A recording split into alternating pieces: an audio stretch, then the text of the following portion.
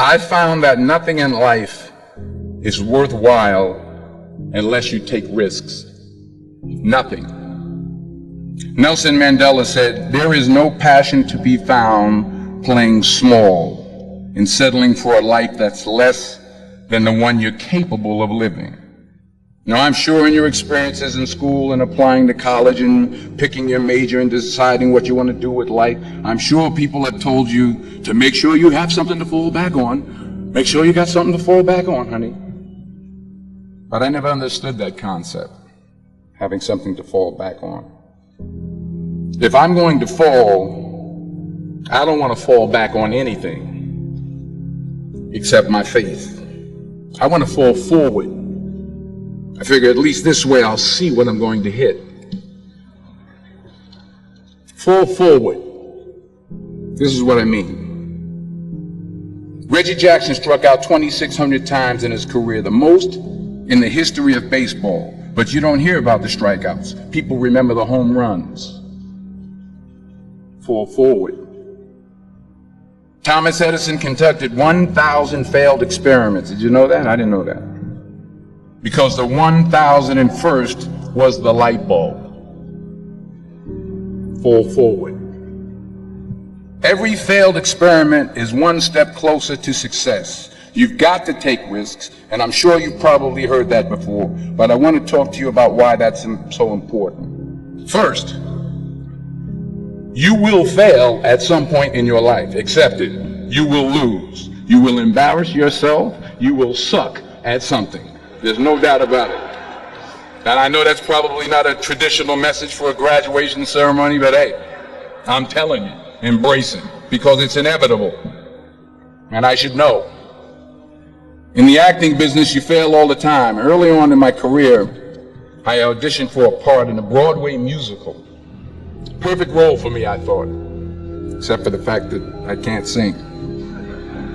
So I'm in the wings, I'm about to go on stage, but the guy in front of me, he's singing like Pavarotti. He's just, and he's just going on and on and on, and I'm just shrinking, I'm getting smaller and smaller. So they say, "Oh, thank you very much, and you'll be hearing from us." So I come out with my little sheet music, and it was Just My Imagination by the Temptations. That's what I came up with. So I hand it to the accompanist, and she looks at it and looks at me and looks out at the director and was like, "Nice." So I start, I'm going to sing. I'm like, "It's just my imagination once again, and then coming away with me." And then not saying anything, so I'm thinking I'm getting better. So I start getting into it. Here goes just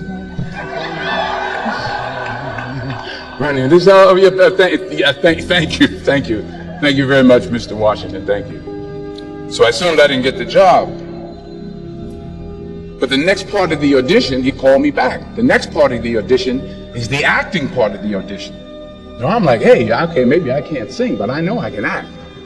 So they pair me with this guy, and again, I didn't know about musical theater. And musical theater is big, so they can reach everyone all the way in the back of the stadium. And I'm more from a realistic, naturalistic kind of acting where you actually talk to the person next to you.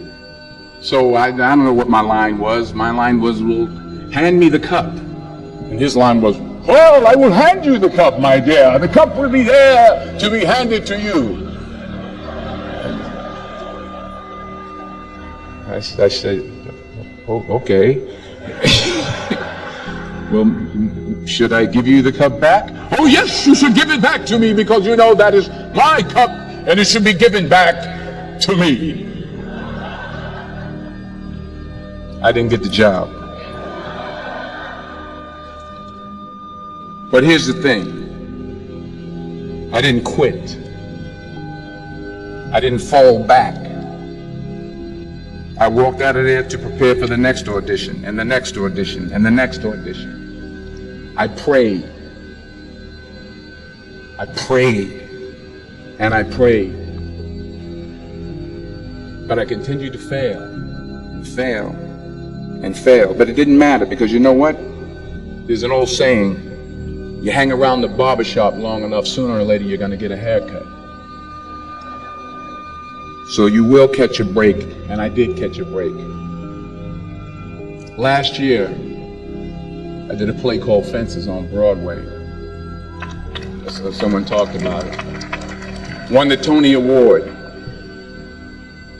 And I didn't have to sing, by the way. But here's the kicker. It was at the Court Theater. It was at the same theater that I failed that first audition 30 years prior. The point is, every graduate here today has the training and the talent to succeed. But do you have the guts to fail? Here's my second point about failure. If you don't fail, you're not even trying. I'll say it again. If you don't fail, you're not even trying. My wife told me this great expression. To get something you never had, you have to do something you never did. Les Brown's a motivational speaker. He made an analogy about this. He says, imagine you're on your deathbed, and standing around your deathbed are the ghosts representing your unfulfilled potential. The ghost of the ideas you never acted on. The ghost of the talents you didn't use. And they're standing around your bed, angry, disappointed, and upset.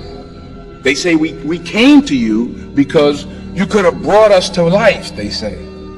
And now we have to go to the grave together. So I ask you today, how many ghosts are going to be around your bed when your time comes? You've invested a lot in your education, and people have invested in you. And let me tell you, the world needs your talents, man, does it ever. I just got back from Africa like 2 days ago, so if I'm rambling on, it's because I'm jet lagged. I just got back from South Africa. It's a beautiful country, but there are places there with terrible poverty that need help. And Africa's just the tip of the iceberg. The Middle East needs your help. Japan needs your help. Alabama needs your help. Tennessee needs your help. Louisiana needs your help. Philadelphia needs your help. The world needs a lot, and we need it from you. We really do. We need it from you young people. I mean, I'm not speaking for the rest of us up here, but I know I'm getting a little grayer. We need it from you, the young people. So you got to get out there. You got to give it everything you got, whether it's your time, your talent, your prayers, or your treasures. Because remember this, you will never see a U-Haul behind a hearse. You will never see a U-Haul behind a hearse. You can't take it with you. The Egyptians tried it, and all they got was robbed. So the question is, what are you going to do with what you have? I'm not talking about how much you have. Some of you are business majors, some of you are theologians, nurses, sociologists. Some of you have money, some of you have patience, some of you have kindness, some of you have love. Some of you have the gift of long suffering, whatever it is, whatever your gift is. What are you going to do with what you have? All right, now here's my last point about failure. Sometimes it's the best way to figure out where you're going. Your life will never be a straight path. I began at Fordham University as a pre-med student. I took a course called cardiac morphogenesis. I still can't say it. Cardiac morphogenesis. I couldn't read it. I couldn't say it. I sure couldn't pass it. So then I decided to go into pre-law, then journalism. And with no academic focus, my grades took off in their own direction. Yeah, down. I was a 1.8 GPA one semester, and the university very politely suggested that it might be better to take some time off. I was 20 years old. I was at my lowest point. And then one day, and I remember the exact day, March 27th, 1975, I was helping my mother in her beauty shop. My mother owned a beauty shop up in Mount Vernon. And there was this older woman who was considered one of the elders in the town. And I didn't know her personally, but I was looking in the mirror, and every time I looked at the mirror, I could see her behind me, and she was staring at me. She just kept looking at me. Every time I looked at her, she kept giving me these strange looks. So she finally took the dryer off her head and said She said something I'll never forget. First of all, she said, somebody give me a piece of paper. Give me a piece of paper. She said, young boy, I have a prophecy, a spiritual prophecy. She said, you are going to travel the world and speak to millions of people. Now, mind you, I'm 20 years old. I'm flunked out of school. In fact, like a wise ass, I'm thinking to myself, maybe she's got something in that crystal ball about me getting back into school next fall. But maybe she was on to something, because later that summer, while working as a counselor at a YMCA camp in Connecticut, we put on a talent show for the campers. And after the show, another counselor came up to me and asked, have you ever thought about acting? You're good at that. So when I got back to Fordham that fall, I got in and I changed my major once again for the last time.